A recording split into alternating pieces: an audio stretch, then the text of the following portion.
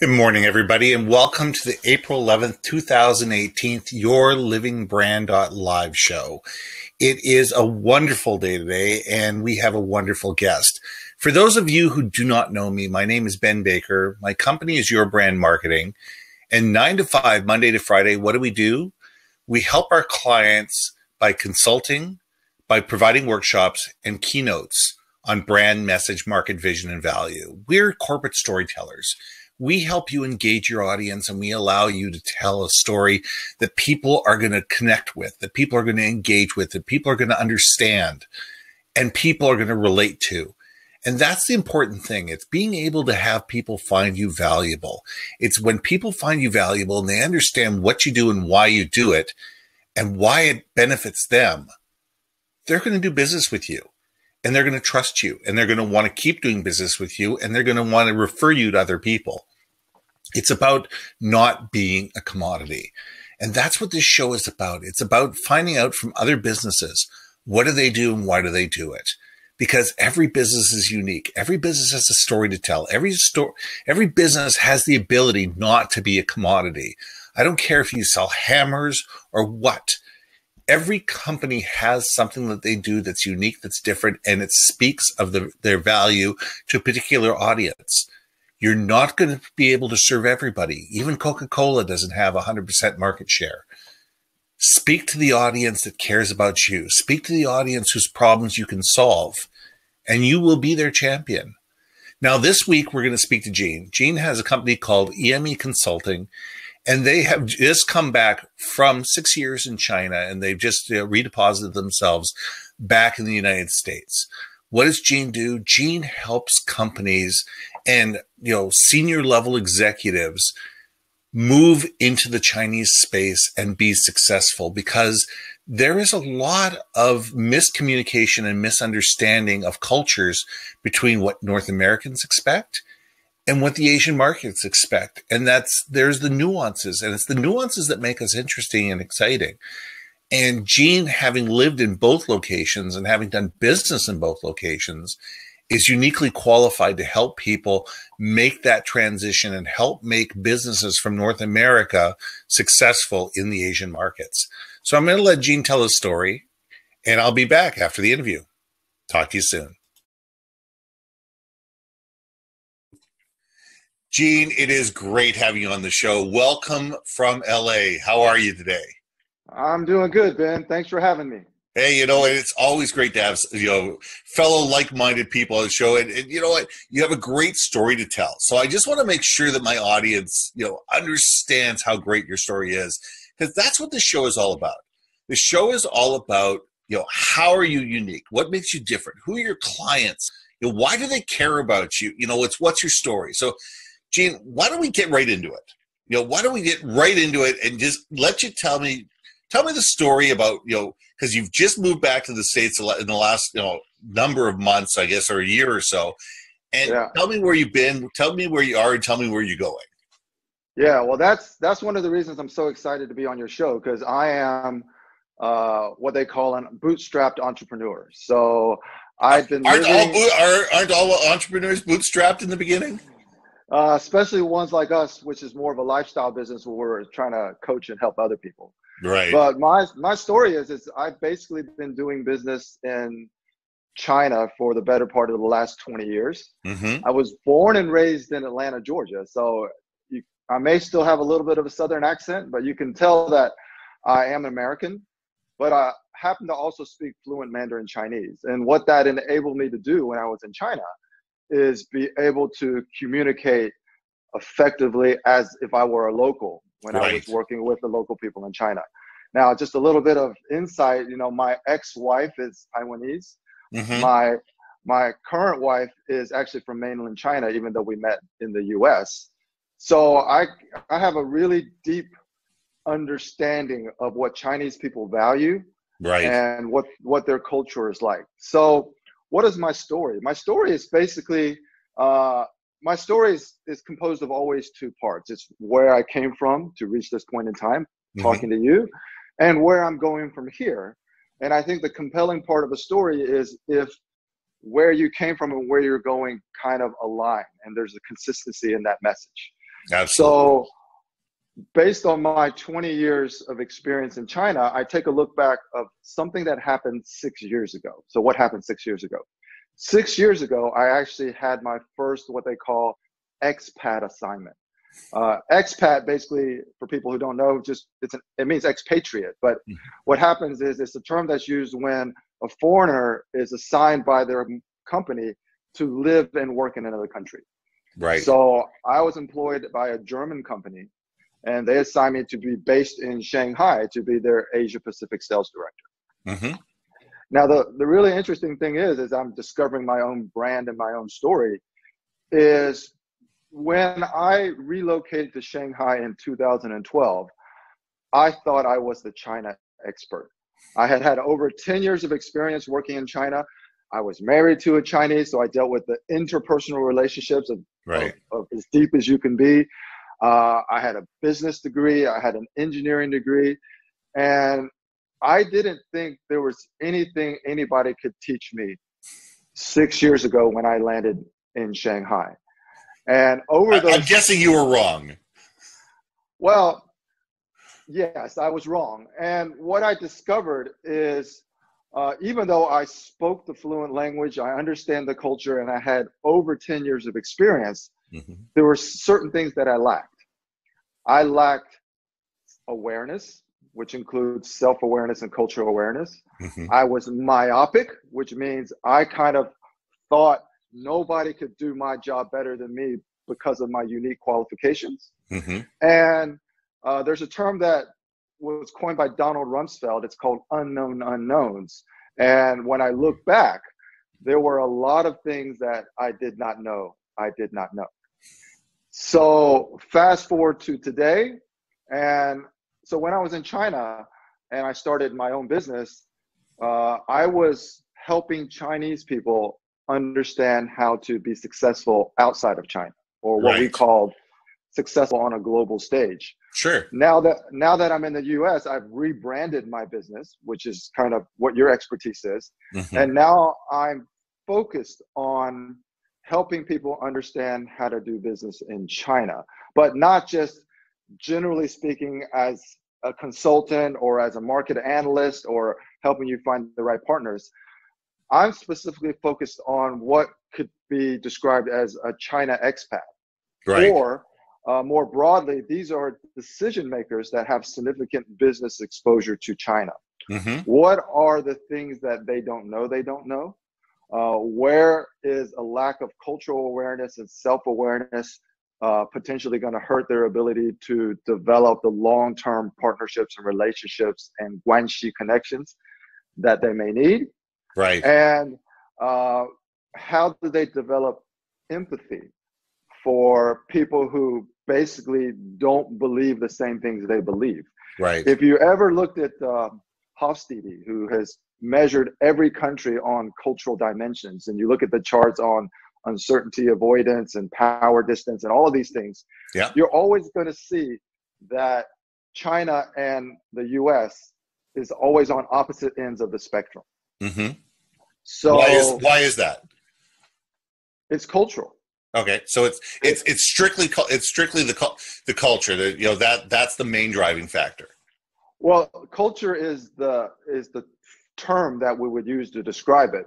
But actually, if you dig deeper, it means that Chinese have a different mindset. They have a different attitude. They value different things. And the most important example is, so here, now I'm going to be very generic. So as Americans, we're very individualistic. And the way that we conduct business, we think more in a linear fashion, which means there's a cause and effect. There's a process that we should go through. If you and I are in the negotiations, well, the goal that we're trying to reach is we want to lock down all the terms of the negotiation. We want to get everybody to sign on the dotted line, and then we're finished with the negotiations. Chinese don't think that way. For the Chinese, and this is just a microcosm of how China is different, China doesn't look at the negotiation process as a means to achieve the final agreement. The Chinese look at the negotiation process as the beginning of a potential journey together.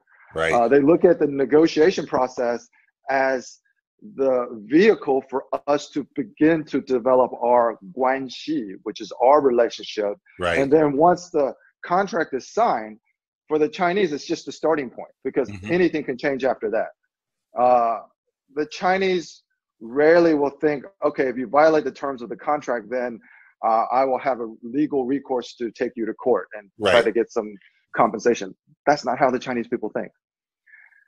And what happens is, for foreigners who are doing business in China and negotiating with Chinese, that's one of many small nuances that they don't understand. Right. And what happens is, what I've observed, and the reason that I know this is because 6 years ago when I went to China, I experienced this phenomenon myself. What is this phenomenon? This phenomenon is what I call a China leadership dilemma, or a CLD.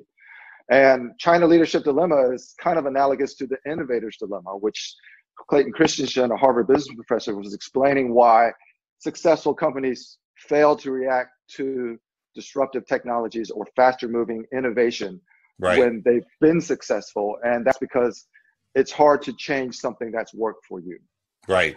The China leadership dilemma is when I'm a foreign executive and I've obviously done well within my organization, so my company has now selected me to lead the Asia operations or the China operations. Right. I think that everything that has gotten me to where I am today is going to work in China.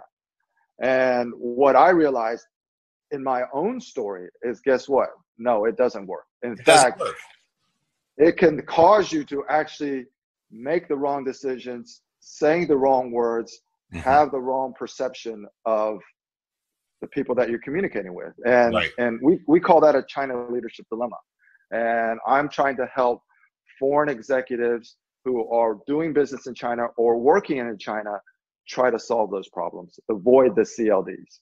Well, it's a change. It's a change in mindset. I mean, absolutely, it's an absolute change in mindset. It's, something as simple as you're right with the negotiation process. The negotiation process and the contract, in China, from my experience, is how they get to know you, how they get to size you up, to sit there and say, what are you made of? What are you, what's important to you? What are the things that are negotiable and what are the things that are non-negotiable? You sign a contract and you're right. I mean, I've had things go wrong. And it's like, okay, where do we go from here instead of call a lawyer? And it's a very different mindset. And, when you're dealing with foreign countries, whether it's China, whether it be Canada, for sake, you need to understand the nuances of the culture you're moving into before you can do business there. Absolutely. And I think that's a really valuable service that you're offering, because, especially when you're dealing with foreign languages and foreign cultures and foreign ideals, you need somebody who can take you by the hand and show you the roadmap and show you the easiest way to integrate your company into a new way of thinking. Yeah. So you hit it right on the head when you said it's a different mindset. So, so what I help my clients do, and what I'm going to help with the podcast that I'm also starting, is I'm going to help. Absolutely. I'm trying to help other leaders, people like me 6 years ago, to develop what I call the essential soft skills that matter. And for me, people talk about soft skills. For me, in a cross-cultural business, there's only two soft skills that really matter. One is awareness, which includes self-awareness, cultural awareness, and situational awareness. Situational awareness is analogous to perspective, having the proper perspective on things. Right. And the other is empathy. Empathy is, as everybody knows, do you understand what the person you're communicating with? Do you understand what they value? Do you understand what motivates them? What do they want to see and feel when they're negotiating with you? Yeah. You may automatically think, well, they just want to get the best deal. But perhaps a negotiator wants to feel good about the relationship and money is secondary. You will never know that unless you are empathetic. Absolutely. And most people look at empathy as being on that person's side. You're not necessarily on the person's side when you're empathetic to them. You just need to understand them. You need to understand that their viewpoint is different from yours. Their thought process is different from yours. Their point of origin is different than yours. And be able to sit there and say, okay, this person doesn't think the way that I think. They come to things with a different frame of reference.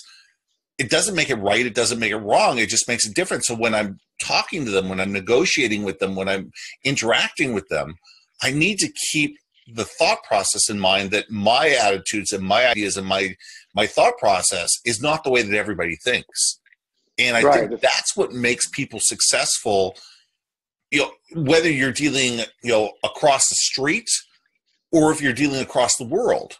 Yes. The more you can be empathetic to people's different points of view, the better off you can be in terms of your own success. Yeah. So I think you also touched on another point is, I'm not sure exactly how Webster defines empathy, but I'm going to tell you how I define empathy. Perfect. A lot of people that I have spoken with or talked to or coached or mentored, my clients, a lot of them don't actually really have the right definition of empathy. So what they do is they confuse empathy with sympathy, right? And the way that I define empathy is actually a skill. Yes. And you can use that skill for good or you can use it for bad. Yes. As an example, absolutely.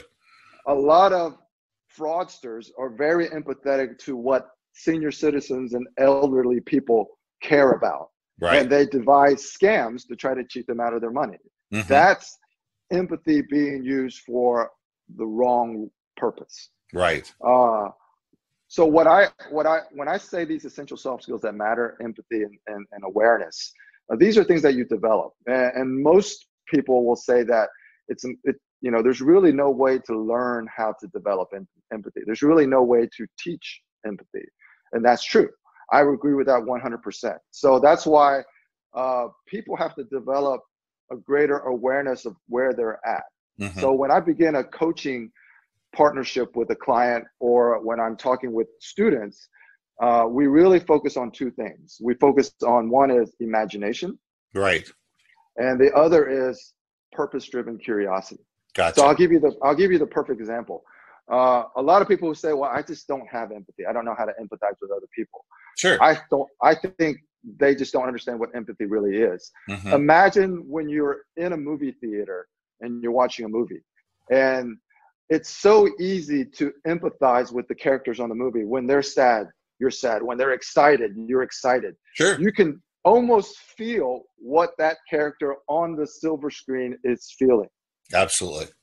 That is empathy. Now, the reason that most people don't have empathy for other people is because there is an emotional attachment to the outcome. Right. For example, if we're negotiating, I have a stake in the race. Sure. So I'm emotionally attached to the outcome of our negotiations. So it's really hard for me to be empathetic to you as I would to that fictional character on the movie screen, because once I leave the theater, my experience is over. Right. In a theater, you're a consumer of content.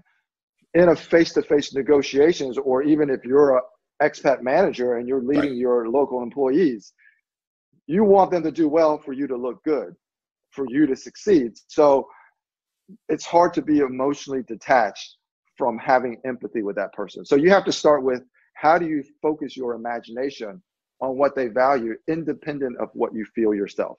Exactly. Now, let's get into how you do things, because it's important to know that, you work for large corporations, you work for, a lot for, senior management and executive teams that are moving into China. Yeah. Are you traveling with these people, or is it coaching that you're doing here in North America to allow them to be successful when they are there? Or are you the actual liaison that's on a plane with them, part of missions, part of the negotiation process? Where do you get involved, and how do you get involved? Yeah, so that's a great question. So that's how my story and my journey has changed. So last year I moved from China back to the US. I've been living in China since 2011. I've been doing business in China since basically 1996. Right. When I was in China, I was consulting for large multinational companies, especially those in a joint venture with Chinese state-owned enterprises, because Right.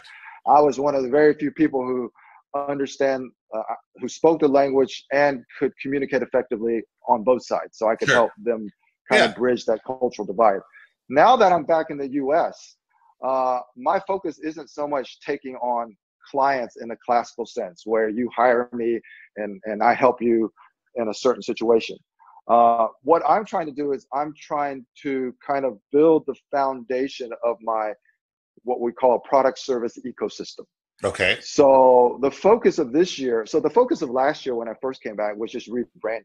I Sure. used to call myself EME career consultants Mm-hmm. because I was helping Chinese people with their careers. Right. Now I'm calling myself EME China consultants because I'm specifically focused on people who are doing business in China. Right. And as far as my product ecosystem, I'm really starting by establishing the foundation at the bottom, Mm-hmm. which is why I do a lot of blogging. I've started a Facebook group called CLD Nation, which is Yeah. basically where people who might experience China leadership dilemmas can get all of my free online content, free online courses, videos, and when I'm finished launching in a couple weeks, my CLD podcast, which will Right. just really speak to people like myself 6 years ago. Gotcha. Thinking that I know how to do business in China. I have a lot of global business experience. I even had business experience in China, thinking that my language skills are going to get me through every negotiation, but then not realizing that there's a lot of things that I didn't know that I didn't know. Gotcha. So if I was an executive of a major corporation in the United States, Yeah. why would I hire you? What would be the problems that I would come to the table with that I'd want to hire you? Well, if you were an executive, the first thing is would I want to work with you? And that question is answered is you have to be two things. First, you have to be a decision maker. Right. Because I don't want to work with people who just kind of want to learn about China and they have some small level of responsibility that includes China. Yeah. You have to have a significant business exposure in China. The next country manager. If I was going to become the next country manager for China, that would be perfect. Right. That would be perfect. And the revenue has to be significant because you would hire me. Now, if you just wanted to learn from me, then you would just follow me on YouTube, follow me on Facebook, and you could just kind of watch my videos and read my content. Right. If you wanted me as your personal advisor and executive coach, so I do that too. I do what I call China Business Advisory Services. Right. You would hire me because you're aware that you need somebody coaching you through the complexities of doing business in China. You need somebody to give you the insight on what people actually say isn't what they mean and what they feel. Okay, so that's always a challenge, isn't it? I always tell my Western clients or colleagues is when you're in China, you just have to adjust your mindset because people don't say what they mean and they don't mean what they say, but you shouldn't judge them for that. They're not being disingenuous. It's just culture. Right. And let me explain that in more detail. This is really important. A lot of people, so we've heard a lot about Chinese and Guanxi relationships and the giving and receiving of face. Right. Okay. And so the Chinese people are. So face could be translated as honor. It could be translated as honor. It could be translated as respect. Right. It could be translated into a lot of things, but basically giving face means saying something to make the other person feel good. Right. Okay. Americans a lot of times will call it saying a white lie. Okay. Okay. But in China, they take it to the next level where if you want to interpret their words literally, Chinese would be considered very disingenuous. In fact, I've dealt with a lot of Western people, Americans, British, Germans, and they just flat out just accuse the Chinese of just being liars. And they think, and they're really absolute about that. And from my point of view, that's completely the wrong mindset. Right. Chinese are lying to you because they respect you. Chinese are lying to you because they want to give you face. Don't interpret their words literally because everything that they're talking about is more in a kind of figurative sense. Okay. And that leads to the classic Americans think in a linear fashion and Chinese think more circular.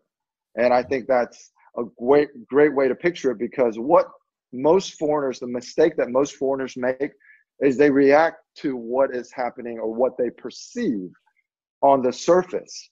Right. And they're not addressing the issue in the center of the circle, which is what Chinese people feel and what they value. They're not empathetic to the center of the circle. They react to things on the periphery. Gotcha. That's why disagreements escalate. Right. And they escalate out of control, and hence it leaves an inability to achieve a favorable outcome. Gotcha. And that's what I help foreign leaders in China, or expats, if you want to call them. I help them understand those in a context that they can understand, because, well, I was born and raised here. So, Ben, you're Canadian and I'm an American, but we basically share similar fundamental values. Absolutely. But there are nuances. There are nuances without a doubt. Yeah. I mean, I was born and raised in what we call the South, in Right. Atlanta, Georgia.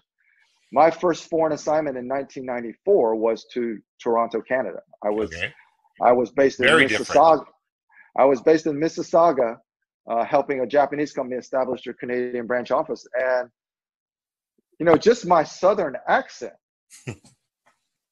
back in those days would create a lot of laughter and say, "Oh, you're not from around here." No, absolutely. No, I'm from America. I'm sorry. So, when we get down to this is your podcast. Let's talk about your podcast for a couple minutes, and then oh my God, we're already getting close to timeout. So I want to make sure we get into it. Okay. Tell me about the focus of your podcast, because I think that's really important that we touch on. Well, the focus of my podcast is I will be speaking to myself 6 years ago. Okay. I'm going to be not giving myself advice, because advice only goes so far. Right. I'm going to take myself 6 years ago on a journey to, number one, develop the essential soft skills that matter. Right. Understand in context why they matter and how to apply them. But most importantly, and this touches on something that you said a while back, Ben, it's just because you have self-awareness and empathy, it doesn't really change anything.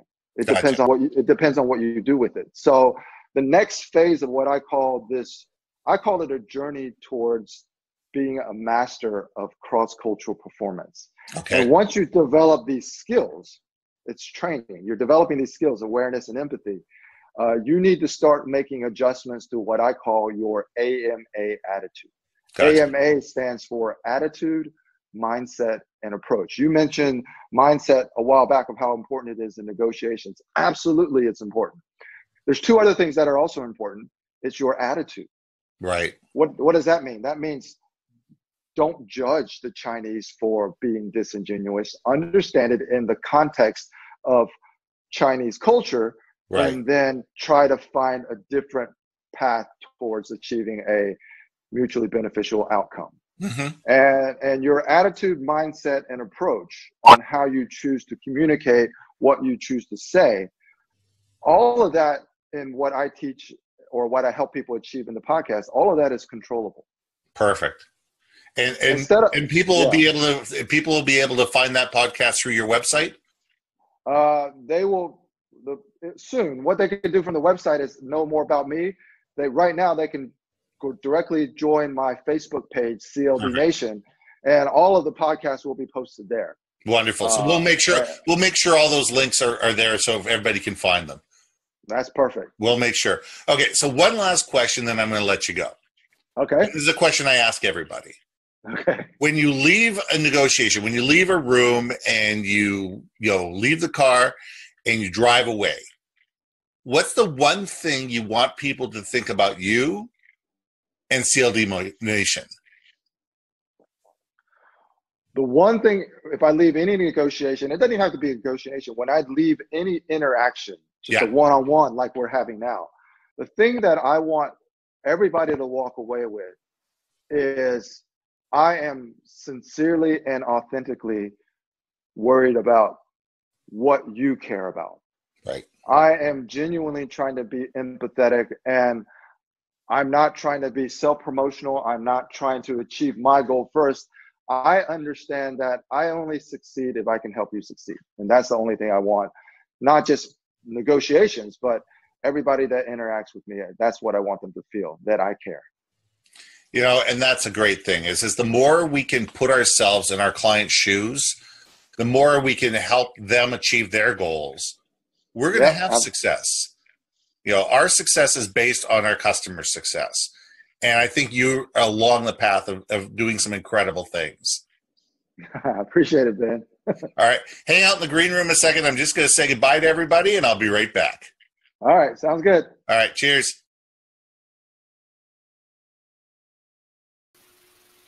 The one thing that I took from that talk was that Gene gets you to think about, look at somebody else's perspective. It's not about what's good for you. It's understanding what's good for your client. What are they thinking? What are their cultural, understanding of things? What is their agenda? What do they need to be able to succeed as well? And the more we can understand not only our needs, but the needs of our customers, the needs of those that we interact with, the needs of those people, that are going to be buying from us, the more successful we can be, because then it's not just about us. It's about making sure that they're successful. And if they're successful, most of the time we're successful as well. Now, Monday to Friday, 9 to 5, I consult, I teach, and I do keynotes on brand, message, market, vision, and value. I want to be the storyteller of your brand. My name is Ben Baker. My company is Your Brand Marketing. Now, every Wednesday at 10 o'clock Pacific, it's the YourLIVINGBrand.live show. We're here to find out what makes you unique, what makes you different, and what's your story. Come join us every Wednesday, 10 o'clock Pacific. We'd love to have you here.